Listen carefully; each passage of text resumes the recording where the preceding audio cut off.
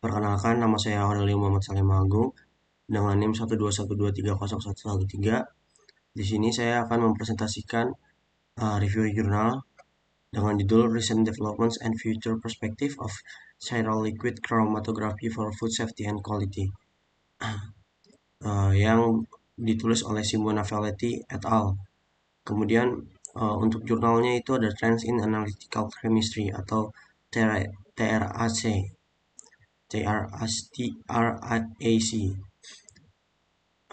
Volume 176 dan dipublikasikan pada Juli 2024. Skala zat yang dikonsumsi suatu organisme, tumbuhan, hewan, atau manusia untuk menunjang nutrisi didefinisikan sebagai makanan. Makanan zat diperoleh dari berbagai sumber, baik nabati maupun hewani, yang menentukan nilai gizinya. Makanan adalah matriks yang sangat kompleks yang mengandung banyak kelas molekul berbeda termasuk lipid, protein, vitamin, mineral, dan lain-lain. Selain itu, makanan juga dapat mengandung senyawa non-alami, seperti yang ditambahkan selama proses pembuatan atau digunakan untuk mendukung pertumbuhan tanaman atau hewan. Misalnya, agen pertumbuhan, antibiotik, fitofarmaka, dan lain-lain. Yang kandungannya harus memenuhi persyaratan kualitas ketat yang diberlakukan oleh pemerintah dan otoritas pengatur. Peraturan ICN 178 2002 juga dikenal sebagai Undang-Undang Umum Pangan, merupakan titik awal untuk mendefinisikan persyaratan dasar keamanan pangan di Uni Eropa. Undang-undang ini juga mengakui Otoritas Keamanan Pangan Eropa atau EFSA sebagai badan independen yang bertanggung jawab memberikan saran ilmiah dan penilaian risiko mengenai masalah keamanan pangan.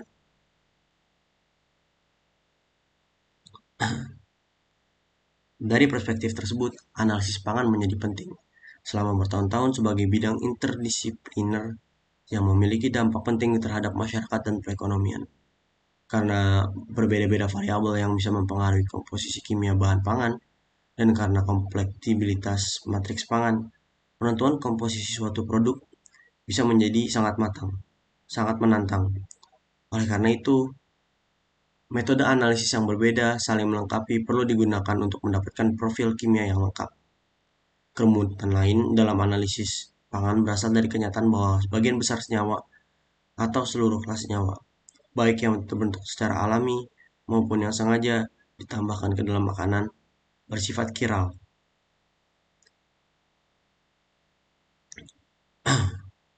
Molekul yang bayangan cerminnya tidak dapat ditumpangkan disebut kiral. Kiralitas timbul dari adanya pusat asimetris pada suatu molekul.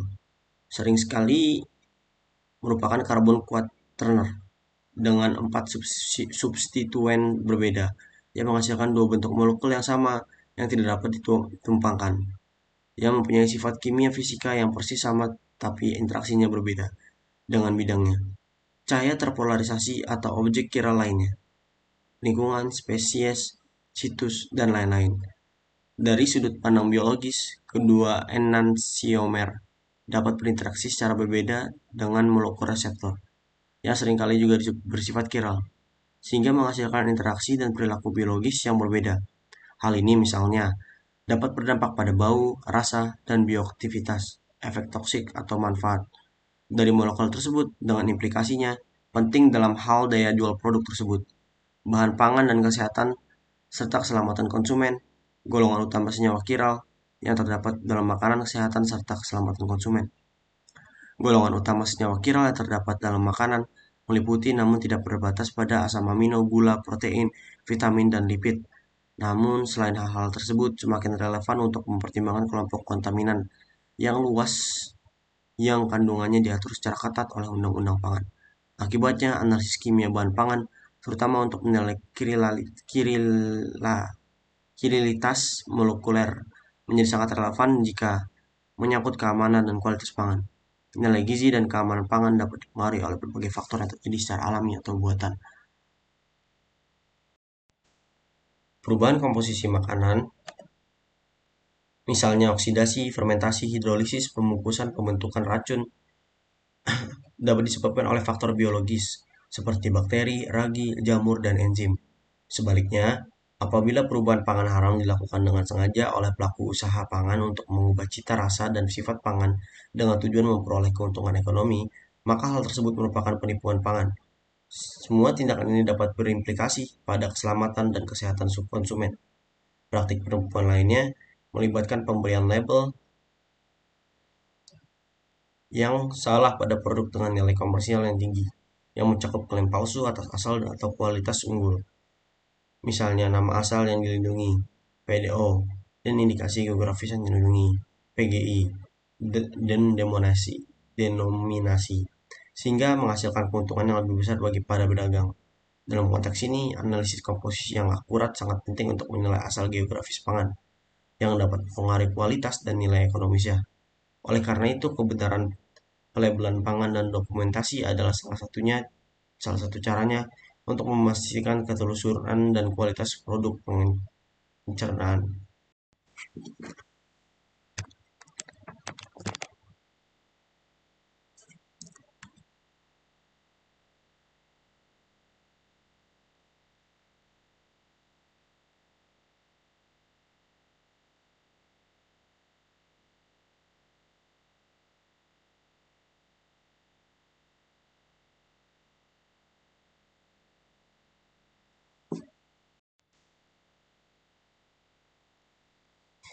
Selain itu, kualitas dan nilai gizi pangan juga dapat diubah oleh kondisi penyimpanan, yang bertujuan untuk mengawetkan pangan dari potensi kontaminasi mikroba dan toksiologi terkait erat dengan hal ini.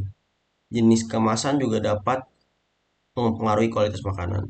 Misalnya, migrasi bahan kimia dari kemasan ke dalam isinya merupakan proses umum yang bergantung pada jenis bahan, karakteristik bahan yang terkandung di dalamnya, dan kondisi lingkungan. Misalnya, pemanasan. Semua aspek dan perubahan ini baik yang diinginkan maupun yang tidak diinginkan dapat diselidiki melalui analisis pangan. Misalnya, meskipun realitas hanya dapat dihitung dari masa lalu, dalam beberapa tahun terakhir lebih banyak perhatian telah diberikan pada topik ini dan pengukuran yang akurat.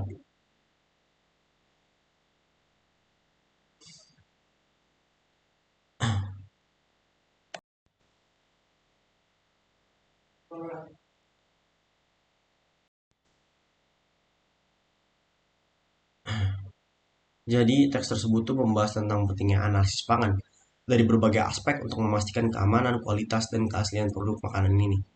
Ini menyoroti kompleksitas matriks makanan yang terdiri dari berbagai kelas molekul seperti lipid, protein, vitamin, mineral, dan lainnya, termasuk senyawa non-alami yang ditambahkan selama proses pembuatan atau untuk mendukung pertumbuhan tanaman atau hewan. Dalam konteks regulasi, Undang-Undang Umum Pangan di Uni Eropa Peraturan ECN 178/2002 digunakan sebagai dasar untuk menetapkan persyaratan keamanan pangan dengan pengakuan terhadap peran Otoritas Keamanan Pangan Eropa dalam memberikan saran ilmiah dan penilaian risiko.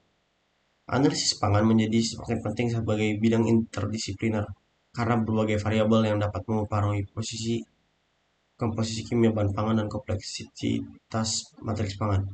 Salah satu tantangan utama adalah kiralitas molekuler, di mana molekul memiliki banyak cermin yang tidak dapat ditumpangkan, yang dapat mempengaruhi sifat kimia, biologi, dan bahkan keamanan pangan. Perubahan komposisi makanan dapat disebabkan oleh faktor biologi seperti bakteri, ragi, jamur, dan enzim, atau bahkan oleh tindakan penipuan pangan yang disengaja untuk mengubah cita rasa atau sifat pangan. Keaslian dan kualitas produk makanan juga terkait erat dengan penentuan enantiomer dalam senyawa kiral. Teknik kromatografi, khususnya kromatografi cair, kinerja tinggi, merupakan metode yang paling umum digunakan untuk memisahkan senyawa kiral dalam sampel ini ke dalam sampel makanan.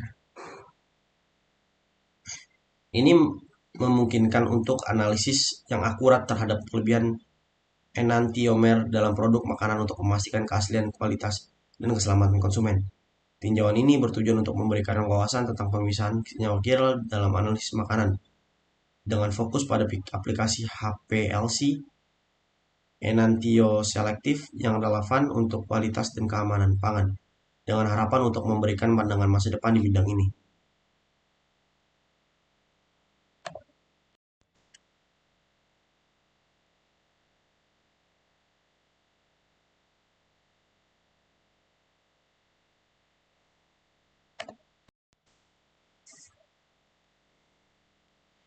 Kemudian overview of chiral liquid chromatography.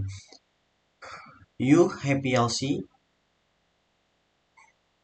memungkinkan pemisahan senyawa chiral termolabil dan non-volatil dengan fleksibilitas tinggi dan kemudahan penggunaan. Secara historis, dua pendekatan yang dapat dibedakan untuk enantioresolusi isomer optik. Pendekatan tidak langsung memanfaatkan pembentukan kompleks diastereoisomer antara reagen derivatisasi chiral dan enantiomer yang dapat dipisahkan dengan kolom achiral tradisional, misalkan octadecyl silika C18, dan pendekatan langsung berdasarkan penggunaan fase diam chiral CSP di mana pemilih terikat dan atau terabsorpsi secara kimia dan pada partikel silika. Metode tidak langsung meskipun menggunakan fase diam yang lebih murah dan sensitivitasnya meningkatkan terhadap UV dan atau MS, memiliki beberapa kelemahan dan keterbatasan praktis. Diperlukan reagen derivasi murni enantiomer dan gugus fungsi yang dapat diderivasi dalam sampel.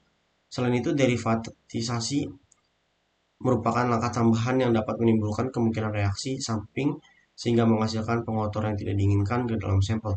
Oleh karena itu, hingga saat ini sebagian besar penerapannya termasuk analisis pangan didasarkan pada metode langsung. Dan tren utama LC dalam beberapa tahun terakhir adalah pengembangan bahan, pengungkapan, dan instrumen yang mampu mendukung atau mencapai tekanan tinggi di atas 1000 bar dan laju aliran sehingga cocok untuk pemisahan ultra cepat. Hal ini dapat penting. Misalnya, untuk analisis rutin sampel yang sangat kompleks yang mengandung lusinan atau ratusan spesies berbeda di mana resolusi pemisahan garis dasar antara puncak dan analisis cepat sangat disarankan. Untuk analisis ini, partikel dengan zona berpori tereduksi setelah dikomersialkan seperti partikel berpori penuh, FPP sub 2 UM, atau partikel berpori superficial, SPP, di mana difusi hanya terjadi pada lapisan berpori yang mengelilingi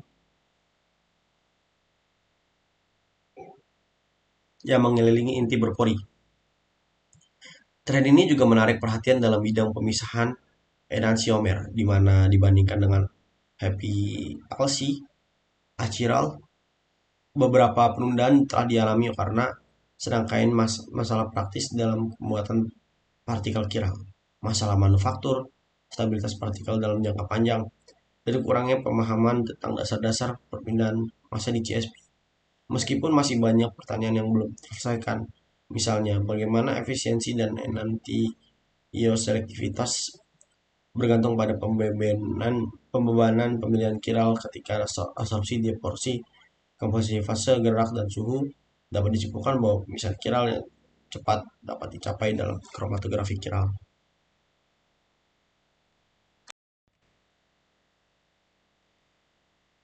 Pendekatan korom chiralitas terbalik atau ICCA adalah strategi menarik dalam kromatografi chiral untuk menentukan kelebihan enantiomer. Bahkan tanpa adanya kedua standar referensi, hal ini didasarkan pada ketersediaan dua CSP yang difungsikan dengan pemilik chiral yang sama tetapi dengan stereokimia yang berlawanan.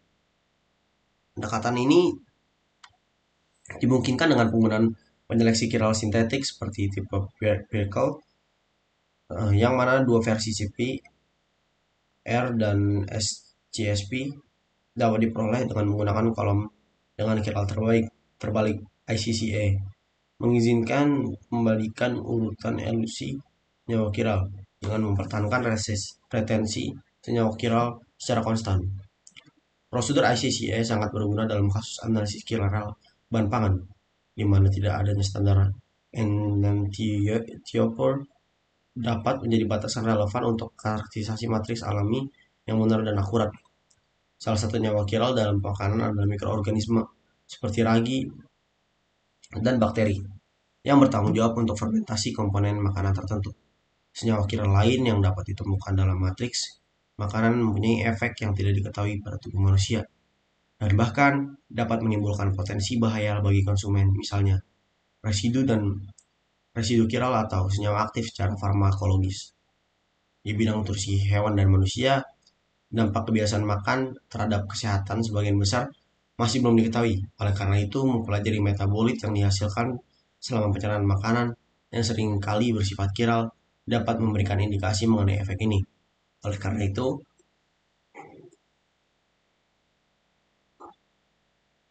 oleh karena itu, metode yang sangat sensitif atau dan enantioselektif diperlukan untuk mengidentifikasi dan mungkin mengukur bahkan sejumlah kecil senyawa. Pada bagian berikut, analit kiral utama yang ditemukan dalam bahan makanan serta teknik analisis yang digunakan untuk mendeteksinya akan dijelaskan dan tinjau rinciannya tentang kondisi eksperimental yang digunakan dalam karya terbaru. Dilaporkan tabel 1 untuk senyawa endogen dan masuk meja 2 masuk tabel 2 untuk senyawa eksogen. Kromatografi cair dua dimensi. Sampel makanan seringkali merupakan matriks kompleks yang mengandung sejumlah besar kelas senyawa, di mana analit yang dikelompokkan dalam setiap kelas sangat mirip satu sama lain. Aspek ini berkontribusi terhadap kesulitan pemisahannya karena puncak serupa tidak terselesaikan dengan baik dalam satu langkah kromatografi tunggal. Masalah lainnya adalah senyawa yang terkandung dalam konsentrasi rendah atau dalam jumlah kecil. Jika tidak dipisahkan dengan baik dari puncak utama, berisiko tidak terdeteksi. Alat yang ampuh untuk mengatasi keterbatasan ini adalah kromatografi cair 2 dimensi 2D sampai LC. Ia memanfaatkan dua metode kromatografi dengan selektivitas berbeda. Ortogonal dalam 2 dimensi artinya puncak-puncak yang collating dan tidak terselesaikan pada kolom pertama, dimensi pertama 1D, langsung disuntikan ke kolom kromatografi kedua, dimensi kedua 2D.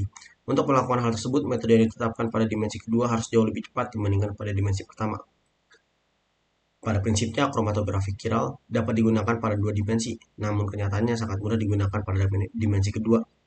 Selain itu, meskipun seringkali detektor pada dimensi pertama dapat berupa susunan dioda, dimensi kedua biasanya digabungkan dengan tandem atau MS untuk mengidentifikasi sebanyak mungkin senyawa termasuk senyawa yang tidak diketahui.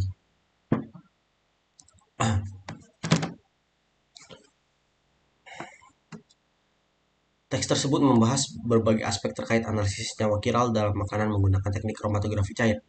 Pertama-tama disebutkan bahwa kromatografi cair atau HPLC memungkinkan pemisahan senyawa kiral termolabil dan non-volatil dengan fleksibilitas tinggi dan kemudian kemudahan penggunaan.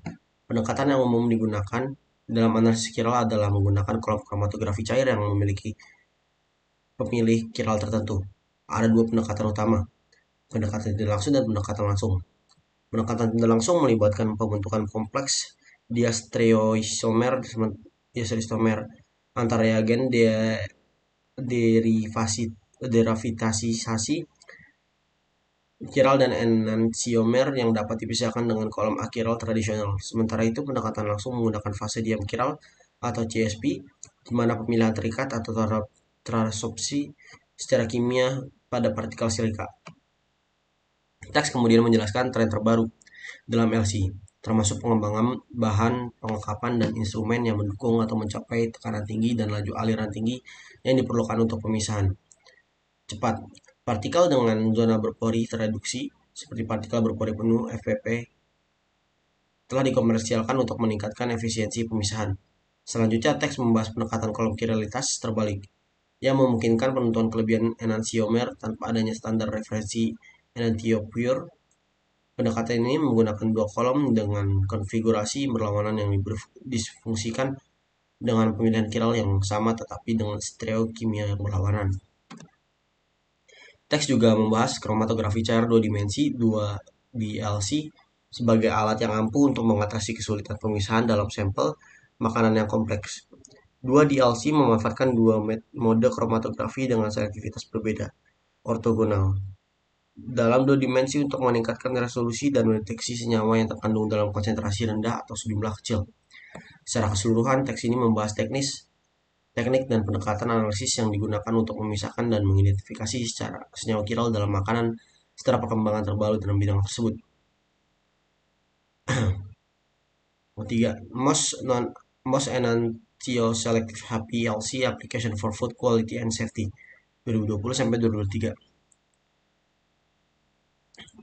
Penentuan molekul kiral dan metabolitnya serta rasio enantiomernya merupakan tantangan analit karena makanan bisa mengandung banyak senyawa kiral alami atau yang ditambahkan secara buatan. Mikroorganisme seperti ragi dan bakteri yang berperan dalam fermentasi makanan, serta residu pestisida kiral atau senyawa aktif farmakologis dapat memiliki efek yang tidak diketahui atau berbahaya pada tubuh manusia. Oleh karena itu diperlukan metode yang sangat sensitif dan selektif untuk mengidentifikasi dan mengukur senyawa-senyawa ini dalam jumlah kecil. Senyawa kiral dalam makanan, mikroorganisme. Ragi dan bakteri yang digunakan dalam fermentasi makanan menghasilkan senyawa kiral. Residu pestisida kiral dapat menimbulkan potensi bahaya bagi konsumen. Kemudian agen pertumbuhan digunakan pada hewan dan tumbuhan untuk merangsang pertumbuhan, tapi bisa menyebar dalam rantai makanan dan diseberap oleh manusia, menimbulkan masalah hukum, terutama bagi atlet. Metabolit dan dari pencemaran makanan. Memahami metabolit kiral yang dihasilkan selama pencernaan dapat memberikan wawasan mengenai dampaknya terhadap kesehatan manusia dan hewan. Metode analisis. Metode analisis yang sangat sensitif dan selektif diperlukan untuk mengidentifikasi dan mengukur senyawa kiral dalam makanan. Analisis ini penting untuk berbagai alasan seperti pengendalian kualitas pangan, kesehatan, dan autentikasi makanan.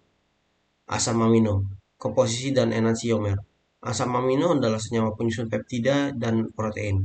Ada lebih dari 100 asam amino yang diketahui. Tapi protein hewan dan manusia terutama terdiri dari 20 asam amino proteinogenik. Asam amino ini terdapat sebagai enantiomer L dan D, meskipun dalam bentuk alami lebih dominan dalam kehadiran bentuk L. Kehadiran atau peningkatan jumlah di AA bisa menjadi indikator kualitas keamanan dan keaslian makanan. Pentingnya data distribusi enantiomer dan komposisi AA. Data ini penting untuk formulasi keseimbangan AA dalam makanan, pengendalian kualitas pangan atau autentikasi pangan, upaya penentuan DLAA dalam makanan, lalu metode analisis. Metode enantioselektif yang sangat sensitif seperti EUSPLC yang sering digabungkan dengan deteksi MS adalah metode pilihan metode tidak langsung dengan derivatisasi AA menggunakan reagen seperti 1 fluoro 2,4 dinitrofenil 5 L-anilin amid atau FDAA memungkinkan pemisahan dan identifikasi AA dalam makanan fermentasi. Contoh penelitian, pada bawang putih hitam, proses fermentasi menghasilkan 12 DAA dibandingkan dengan hanya satu pada bawang putih segar. Pada miso Jepang yang difermentasi ditemukan lebih dari 2 D-enantiomer dengan reagen derivatisasi khusus kiral 4 imidazolidinonin. Kemudian asam amino. Pentingnya analisis asam amino atau AA dalam makanan dan beberapa metode analitis yang digunakan dalam memisahkan dan mengidentifikasi enantiomer D dan L dari AA. Berikut adalah penjelasan rinci dari isi teks tersebut. 1. Asam amino. Bahan penyusun peptida dan protein. Asam amino adalah komponen utama peptida dan protein. Ada lebih dari 100 jenis AA yang diketahui, namun protein pada mamalia, burung, ikan, Crustacea hanya terdiri dari 20 AA proteinogenik. Enantiomer L dan D. AA dapat ada dalam bentuk enantiomer L dan D kecuali glisin yang tidak memiliki kiralitas. AA alami terutama terdapat dalam bentuk L enantiomer dengan hanya sedikit bentuk D yang ada. 2. Kepentingan enantiomer di AA. Penanda kualitas dan keamanan. Kehadiran atau peningkatan jumlah DAA dapat memberikan informasi penting tentang kualitas, keamanan, dan keaslian makanan. Mereka dapat berfungsi sebagai penanda biologis untuk berbagai peristiwa sebagai aktivitas bakteri, penggunaan antibiotik, inflamasi, penyakit hewan, penggunaan pH ekstrim, dan perlakuan panas berlebihan. 3. Pentingnya data distribusi enantiomer dan komposisi A. Formulasi makanan yang tepat. Data ini penting untuk formulasi keseimbangan AA yang tepat dalam makanan hewan dan manusia yang sangat penting untuk kesehatan pertumbuhan manusia. Pengadilan kualitas pangan mengidentifikasi ketidakmurnian atau enantiomer terlebih dahulu dari kondisi dan perlakuan proses pangan yang berbeda. Kemudian ada autentikasi pangan, yaitu membandingkan kualitas AA pada pangan dari asal atau produsen berbeda untuk tujuan autentikasi. Yang keempat, metode analisis. Metode enantioselektif diperlukan metode yang sangat sensitif untuk mengidentifikasi dan mengukur jumlah DAA yang rendah dibandingkan dengan LEE. Lalu ada UV-PLC dan MS, kromatografi cair kinerja ultra yang sering digabungkan dengan deteksi spektrometri massa adalah metode yang lebih disukai. Metode tidak langsung, derivatisasi AA dengan 1 fluoro 2,4 dinitrophenil 5L alanine amide atau FDE memungkinkan pemisahan simultan 36 di EEE dalam makanan fermentasi yang dan tidak fermentasi. Contoh studi bawang putih hitam. Proses fermentasi bawang putih hitam menghasilkan 12 DEE dibandingkan dengan hanya satu pada bawang putih segar. Kemudian miso Jepang. Penelitian pada miso Jepang fermentasi menemukan 20 LEE dan 2 enantiomer melalui reagen derivatasi kukus. Kemudian ada daun teh. Studi menunjukkan distribusi enantio DLEE dalam daun teh dengan temuan bahwa daun teh yang lebih tua memiliki konsentrasi DAA yang lebih tinggi. Kemudian ada ASE. Distribusi enantio DLEE dalam ASI, kolostral, transisi, dan matur prematur menunjukkan adanya DEE dalam konsentrasi 0,5 hingga 45% dari L-nya. Kemudian ada metode pemisahan tingkat laju 2DLC, kromatografi cair 2 dimensi 2DLC dengan kolom berbasis spiral kini spiral karena sebagai dimensi pertama dan C18 atau phenylbutyl pada dimensi kedua memungkinkan penentuan 20 enantiomer A dalam madu. Kemudian ada suplemen makanan. Penggunaan pendekatan ICCA untuk membuktikan keberadaan D-L-cysteine dalam suplemen makanan. 7. Kromatografi dan penggunaan kolom khusus. CSP berbasis tiokoplanin. Kolom ini digunakan untuk memisahkan pasangan AA dalam teh dan mengevaluasi pengaruh proses pembuatan dan penyimpanan. Pemisahan dalam ASI, metode LC-MS atau MS berbasis ether mahkota memungkinkan pemisahan 41A dalam ASI tanpa derivatasi kimia. Kolom chiral untuk suplemen makanan menggunakan kolom chiral untuk mengkarakterisasi tablet bubuk suplemen makanan, menentukan bahwa tablet tersebut hanya mengandung L-phenylalanin dan L-tryptophan.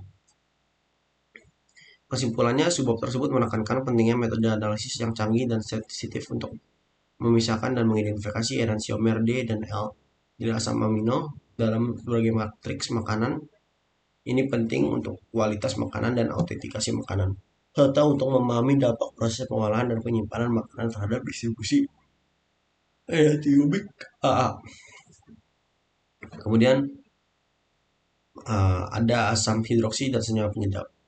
Pentingnya analisis senyawa kiral dalam makanan, khususnya asam hidroksi dan senyawa penyedap, serta bagaimana rasio enantiomer mereka dapat mempengaruhi kualitas, keamanan, dan cita rasa makanan.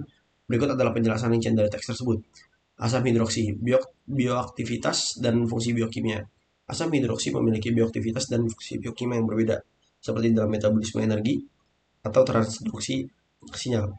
Yang kedua ada asam laktat atau LLE, dihasilkan sebagai produk sampingan dari glikolisis dan peningkatan pada sel kanker. Yang mana DLE dihasilkan sebagai produk sampingan dari jalur metil glioksal. Rasio enantiomer D dan LLE dalam makanan fermentasi yang dapat digunakan sebagai biomarker kesegaran makanan. Kemudian ada pentingnya analisis enantiomer. Penilaian bioaktivitas dan keaslian pangan, analisis rasio enantiomer D dan L dan HA atau EE memberikan informasi yang berguna untuk menilai bioaktivitas pangan dan memastikan keasliannya, yang penting untuk mencegah penipuan makanan. Kemudian ada perbedaan metabolik. Analisis komponen PCE, komponen utama atau PCE dari rasio enantiomer menunjukkan perbedaan metabolik antara susu fermentasi, pasteurisasi, dan susu fermentasi dengan bakteri asam laktat hidup. Konsentrasi di HE atau EE yang lebih tinggi ditemukan pada susu fermentasi dengan bakteri asam laktat hidup.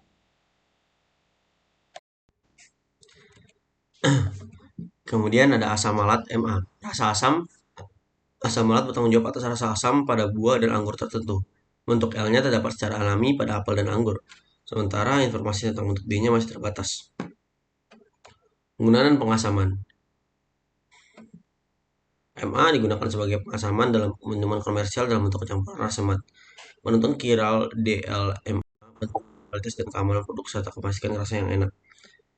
Lain-lain dan AHA dalam wine, LLA dan LMA. LLA dihasilkan melalui proses fermentasi malolaktik dari LMA dan memberikan rasa yang lebih lembut pada anggur dibandingkan LMA. Berwajak DLA juga dapat ditemukan dalam anggur hasil fermentasi. Pengaruh faktor eksternal. Iklim dan pestisida. Kualitas rasa buah dan sayuran dipengaruhi oleh iklim dan gunaan pestisida. Pestisida dapat mengubah kandungan gula, asam, dan senyawa volatil dalam buah yang berdampak negatif pada rasanya. Stereoselektif enantiomer pestisida. Perlunya mengeksplorasi efek stereoselektif enantiomer pestisida tunggal terhadap rasa dan kualitas buah-buahan dan sayuran.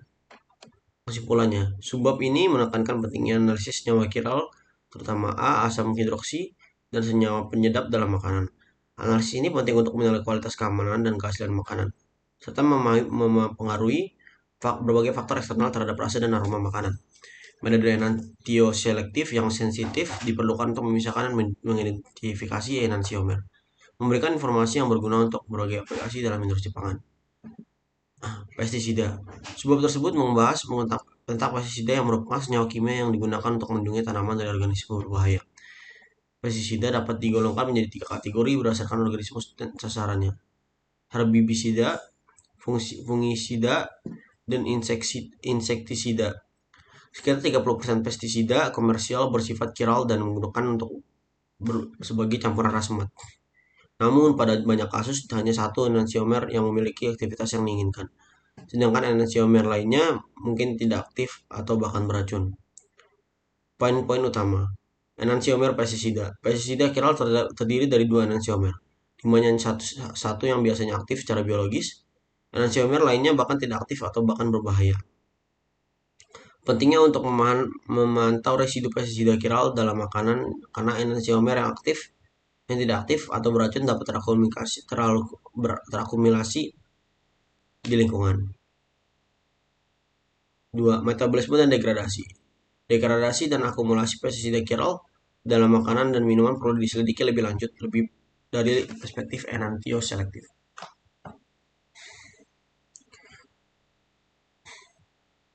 Penelitian diperlukan untuk mengembangkan metode efisien dan selektif untuk mengidentifikasi dan mengukur pestisida kiral dan produk degradasinya dalam berbagai matriks seperti makanan, tanah, dan air. Teknik kromatografi untuk analisis pestisida kiral dalam makanan umumnya menggunakan kromatografi satu dimensi dengan kolom berbasis polisakarida. Metode ini telah digunakan untuk memisahkan berbagai pestisida dalam buah-buahan, sayuran, sereal, dan produk pertanian lainnya. Studi kasus. Paclobutrazol menunjukkan bahwa enantiomer S adalah pengatur pertumbuhan tanaman, sedangkan enantiomer R adalah fungisida. Proses fermentasi yogurt dan pengawatan kubisina mempengaruhi degradasi dan aktivitas biologis kedua enantiomer ini. Yang ketiga, idoksakarb. Pengolahan tes mempengaruhi degradasi pestisida kiral ini dengan satu degradasi berupa rasmat dan 2 lainnya baru ditemukan dalam pemrosesan. Fentoat. Akumulasi enantiomer plus fentoat pada jeruk disebabkan oleh degradasi yang lebih cepat dari enantiomer fentoat. Fosforiazat. Pestisida kiral ini memiliki 4 stereoisomer dengan bioaktivitas, toksisitas, dan degradasi yang berbeda. Perilaku stereoselektif. Fungisida kiral menunjukkan perilaku degradasi yang berbeda tergantung pada matriksnya. Misalnya, SMDP lebih degradasi pada kacang, tunggak, dan lada, sementara RMDP lebih terdegradasi di tanah dan dalam kondisi lapangan selama fermentasi anggur. Imaz Zalil menunjukkan bahwa enantiomer S lebih terdegradasi dalam stroberi, sementara enantiomer R lebih terdegradasi dalam fermentasi. Kemudian, penggunaan CSP yang berbeda. CSP bisiklodestrin digunakan untuk kuantifikasi enantiomer herbisida dan insektisida kiral dengan 4 enantiomer dalam bentuk pertanian pangan menggunakan LC-MS per MS. Penelitian lapangan. Penelitian lapangan untuk mengevaluasi efek campuran rasmat dan enantiomer tunggal pestisida terhadap kualitas dan keamanan tanaman. Perubahan nilai gizi dan pembentukan produk degradasi dipantau menggunakan LC-MS dan kolom arterial dengan fokus pada berbagai analit dan matriks. Kesimpulan, pentingnya analisis enantioselektif pestisida dalam makanan dan lingkungan ditegaskan dalam teks ini. Pendekatan ini membantu memastikan bahwa hanya enantiomer aktif yang digunakan untuk mengurangi penting potensi resiko kesehatan dan lingkungan dari enantiomer yang tidak aktif dan beracun. Penelitian dan penelitian dan pengembangan metode analisis yang efisien dan selektif sangat diperlukan untuk mengidentifikasi dan mengukur pestisida kiral dalam berbagai matriks setelah mengevaluasi dampaknya terhadap kualitas dan keamanan pangan.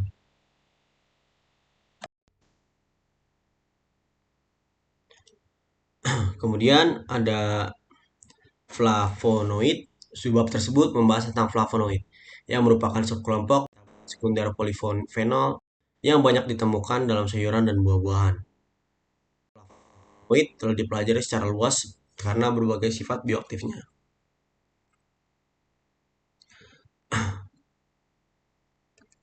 Kemudian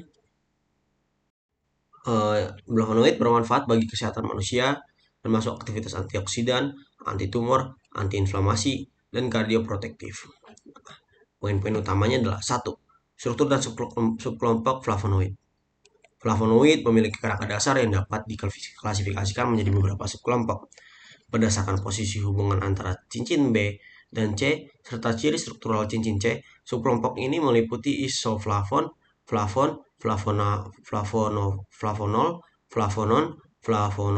flavonol, antosianin, dan kalkon. Molekul flavonoid memiliki setidaknya satu pusat chiral pada posisi C2 dan konfigurasi alam yang paling umum dalam adalah enantiomer. Bioavailabilitas dan stereokimia. Stereokimia flavonoid mempengaruhi bioavailabilitasnya yang penting untuk memahami efek kesehatannya dalam makanan segar atau olahan. Contoh, naringenin, flavonoid dengan rasa pahit, dievaluasi dalam berbagai varietas jeruk menggunakan metode chiral, UPLC, MS per MS. Ditemukan bahwa enantiomer S lebih melimpah pada bagian besar varietas jeruk yang diuji, dengan variasi kelebihan enantiomer antara 8,6% hingga 37,3%. Ini menunjukkan bahwa kandungan naringenin bergantung pada varietas jeruk dan metode ini dapat digunakan untuk pemilihan varietas jeruk yang lebih baik. 3. Sifat organoleptik dan efek menguntungkan. Selain sifat organoleptiknya seperti rasa, flavonoid juga memiliki efek menguntungkan lainnya.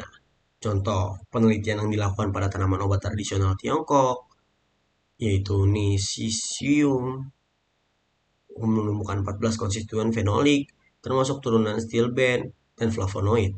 Aktivitas anti-inflamasi dari enantiomer tunggal flavonoid, dievaluasi, dan 7 flavonoid termasuk rasmat dan enantiomer tunggal ditemukan memiliki aktivitas penghambatan yang bertanggung jawab atas efek anti-inflamasi tanaman.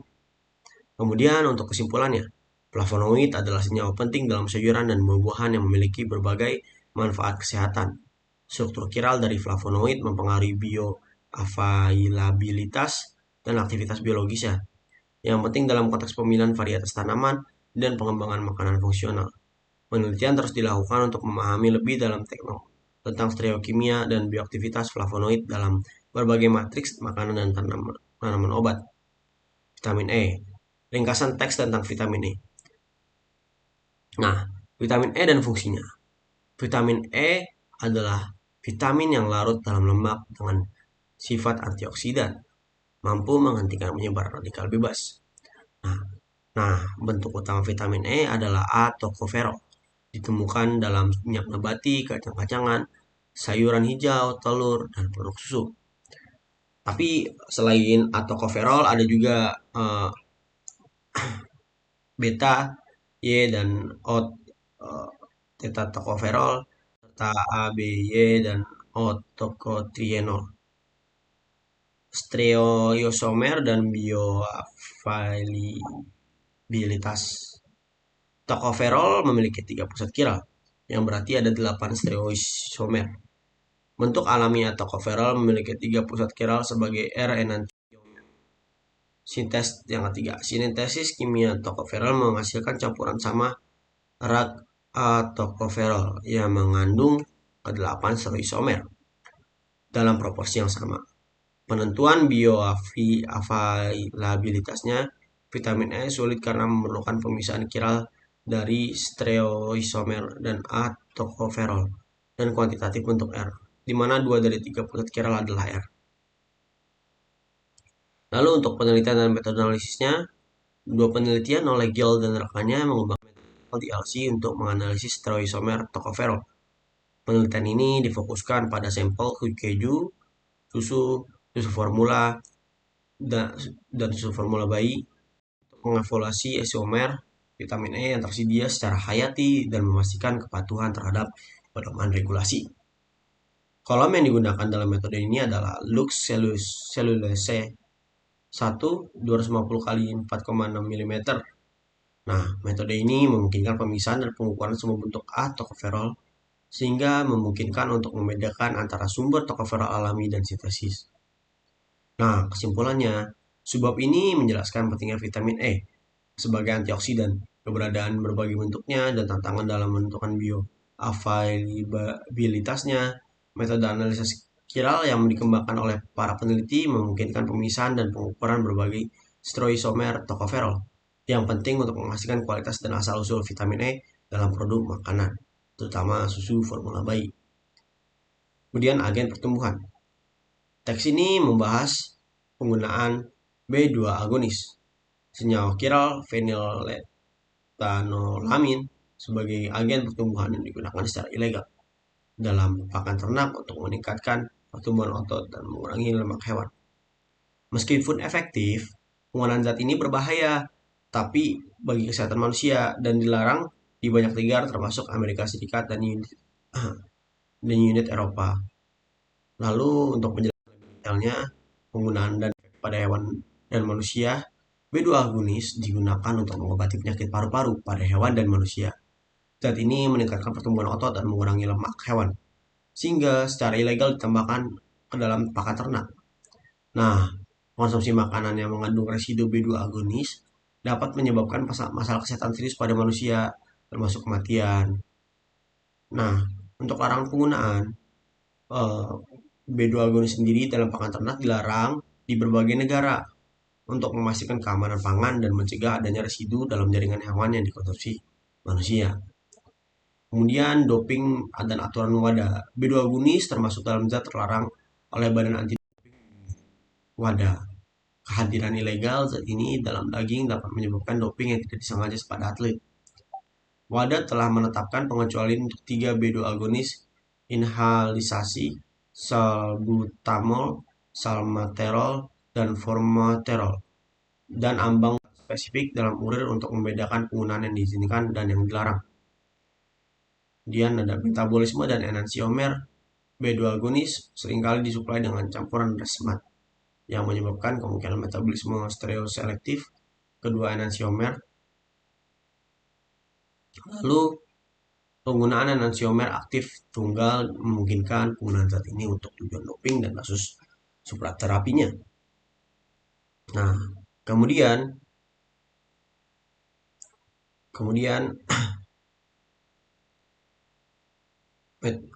metode analisis kiral. Nah, diperlukan metode analisis kiral yang efisien untuk pengujian rutin dan evaluasi dampaknya pada manusia. Metode yang sangat efisien dan sensitif telah dikembangkan menggunakan CSP berbasis vancomycin untuk pemisahan enantiomer B2 agonis. Nah, penelitian menemukan perbedaan dalam perilaku enantio selektif antara enantiomer B2 agonis menunjukkan perbedaan dalam penyerapan, distribusi, dan metabolisme dalam sistem kehidupan. Nah, untuk penelitian terkait, penelitian oleh Velasco Bejarano DKK dan Zhang DKK meneliti komposisi kiral B2 agonis dengan fokus pada clenbuterol di berbagai jaringan hewan. Mereka menemukan ketidakseragaman distribusi enantiomer tergantung pada organ target dan jenis daging yang dianalisis. Mungkin karena perbedaan farmakokinetik dan farmakodinamik. Secara keseluruhan, sebab ini itu menyoroti bahaya penggunaan B2 agonis dalam pakan ternak, perlunya pengembangan metode analisis yang tepat, dan dampaknya pada kesehatan manusia serta regulasi doping. Kemudian ada senyawa lipidik. Sebab ini membahas tentang senyawa lipidik, khususnya triacylglycerol atau TAG, yang merupakan uji coba gliserol dengan asam lemak atau Fa. TAG adalah komponen utama minyak nabati dan lemak yang berasal dari tumbuhan dan hewan, serta penting sebagai sumber energi dan asam lemak esensial bagi organisme hidup. Penjelasan detail triacylglycerol atau TAG adalah molekul yang terdiri dari gliserol yang teresterifikasi dengan 3 asam lemak. TAG adalah komponen utama minyak nabati dan lemak hewani, disimpan dalam biji dan jaringan lemak. Yang kedua ada analisis kiral. Variabilitas kombinasi Fa dalam TAG membuat karakterisasi enantiomernya menjadi menantang. Analisis kiral dari monodiacylglycerol dan TAG utuh umumnya dilakukan menggunakan CSP berbasis polisakarida yang mengandung penyedap selulosa atau amilosa. Ulasan tahun 2023. Ulasan ini membahas analisis lipidomik kiral dari monodiacylglycerol dan trigliserida utuh. Penelitian ini menunjukkan efektivitas penyelidikan hasil gliserol kiral dalam sistem yang kompleks seperti organisme hidup atau makanan. Komposisi trigliserida dan disposisi spasial Fa mempengaruhi pencernaan dan metabolisme lipid makanan serta sifat dan fungsionalnya. Kemudian, kerusakan akibat serangga. Perubahan komposisi lipid dalam minyak nabati akibat kerusakan serangga telah dipelajari. Dalam minyak camellia, 4 jalur metabolisme diidentifikasi sebagai respon terhadap stres biotik dengan sekitar 125 metabolik lipid diatur naik atau turun. Penelitian ASI. Trigliserida dalam ASI menyediakan sekitar 50% kebutuhan energi untuk bayi. Penelitian pertama tentang trigliserida dalam ASI di Cina menggunakan analisis akiral dan spektrometri massa, diikuti oleh analisis regiosiomer dan enantiomer menggunakan kolom berbasis selulosa. Salah satu trigliserida utama dalam ASI, 1 oleol, 2 palmitol, and linoleol glycerol, memiliki distribusi yang sebanding antara RaCOPl1 dan RaCOPl2 di semua sampel. Penelitian Nagai DKK. Nah, penelitian ini tuh memisahkan dan mengukur semua isomer TAG yang terdiri dari asam palmitat dan oleat dalam minyak dan lemak alami menggunakan kolom berbasis amilosa dan spektrometri massa. Ditemukan bahwa minyak sawit lebih kaya akan enantiomer TAG dengan asam oleat di posisi SN1 dan asam palmitat di posisi SN3, sementara lemak babi memiliki konfigurasi sebaliknya. Nah, secara keseluruhan, sebab ini tuh menyoroti kompleksitas dan pentingnya analisis kiral dari TAG dan lipid lainnya dalam berbagai konteks, termasuk kesehatan manusia, makanan, dan penelitian ilmiah. Nah, untuk kesimpulannya, bab ini tuh membahas tentang kemajuan dan tantangan dalam karakterisasi makanan dan minuman dari sudut pandang kiral. Penelitian di bidang ini masih terbatas meskipun pentingnya analisis kiral dalam bentuk ilmu pangan untuk memastikan keamanan, kualitas, dan keaslian produk makanan dan minuman. Untuk penjelasan lebih detailnya, karakterisasi makanan dan minuman kiral, penelitian dalam analisis kiral makanan masih marginal. Data dari Scopus 2020-2023 menunjukkan bahwa dokumen tentang analisis kiral dalam ilmu pangan jauh lebih sedikit dibandingkan analisis umum menggunakan kromatografi cair. Tren penelitian, jumlah makalah yang diterbitkan tentang kromatografi cair dan kromatografi cair kiral dalam ilmu pangan meningkat dalam 20 tahun terakhir. Tren ini diharapkan terus berlanjut berkat perkembangan instrumentasi mutakhir dan metode analisis yang lebih efisien. Nah, pentingnya analisis kiral. Analisis kiral penting untuk keamanan, kualitas, dan keaslian produk, makanan, dan minuman. Namun, penelitian kiral tertunda karena biaya tinggi fase diam kiral dibandingkan dengan fase archiral. Nah, kromatografi cair, LC, dan CSP. LC adalah standar emas untuk pemisahan enantiomer karena fleksibilitas dan ketersediaan berbagai jenis CSP secara komersial. Nah, pemisahan senyawa kiral biasanya menggunakan kolom standar sepanjang 15-25 cm dengan partikel berpori 2-3 uh, nanometer dan memerlukan waktu analisis lama. Nah, 5. Perkembangan baru. Komersialisasi CSP efisiensi tinggi dan dengan partikel cakang inti atau sub 2 UM dan partikel berpoli memungkinkan pemisahan enantiose dengan cepat. Nah, studi juga menunjukkan bahwa pemisahan dari dasar enantiomer herbisida haloxyfop dapat dicapai dalam waktu kurang dari 3 detik menggunakan CSPZ Twitter-ionic teicoplanin pada 2.0 UMSPP. Nah, CSP ini juga digunakan untuk pemisahan standar muni DLEE dalam beberapa menit. Nah, lalu ada metode 2DLC. Nah, pengembangan CSV efisiensi tinggi membuka jalan untuk metode chiral 2DLC. Platform ini memungkinkan analisis simultan berbagai kelas nyawa dalam matriks kompleks dengan kapasitas puncak yang lebih baik dibandingkan pendekatan LC dimensi tunggal. Kemudian, untuk pedoman dan peraturannya. Pedoman dan peraturan yang ketat diperlukan untuk memastikan kualitas dan keamanan produk yang mengandung anilit chiral alami atau buatan. Nah, yang kedua adalah evaluasi keberadaan dan efek biologis dan fisiologis DAA penting untuk memahami potensi penggunaannya dalam industri farmasi dan makanan. Yang kedelapan, keamanan pangan. Identifikasi dan perhitungan residu pestisida dan produk sampingnya penting untuk menilai keamanan pangan. Pengembangan formulasi pestisida baru di enantiomer aktif tunggal dapat menciptakan lingkungan dan bahan makanan yang lebih aman.